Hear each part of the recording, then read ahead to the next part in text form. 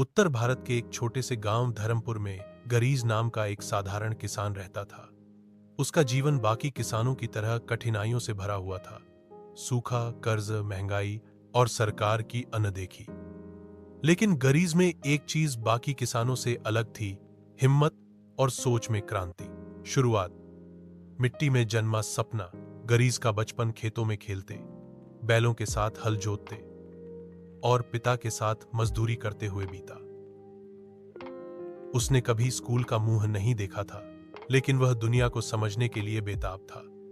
जब उसके पिता की मृत्यु कर्ज के बोझ से हुई, तो उस घटना ने गरीज को तोड़ने के बजाय एक मजबूत इरादा दे दिया।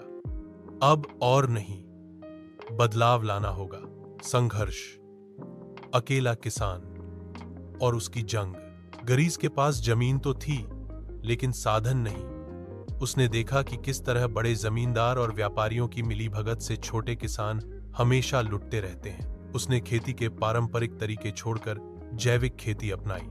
गांव के लोग हंसते थे, ये लड़का पगला गया है, बिना कीटनाशक के खेती करेगा। लेकिन गरीज डटा रहा। उसने गाय का गोबर, नीम के पत्ते और गोमूत्र से कीटनाशक बनाया।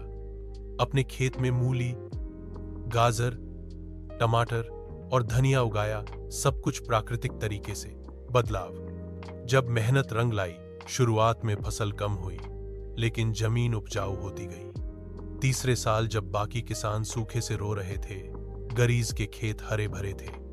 एक दिन पास के शहर से एक व्यापारी आया और गरीज की सब्जियां देखकर हैरान रह गया। उसने गरीज को ऑर्गेनिक मार्केट से जोड़ा और देखते ही देखते गरीज के जैविक उत्पादों की डिमांड बढ़ने लगी।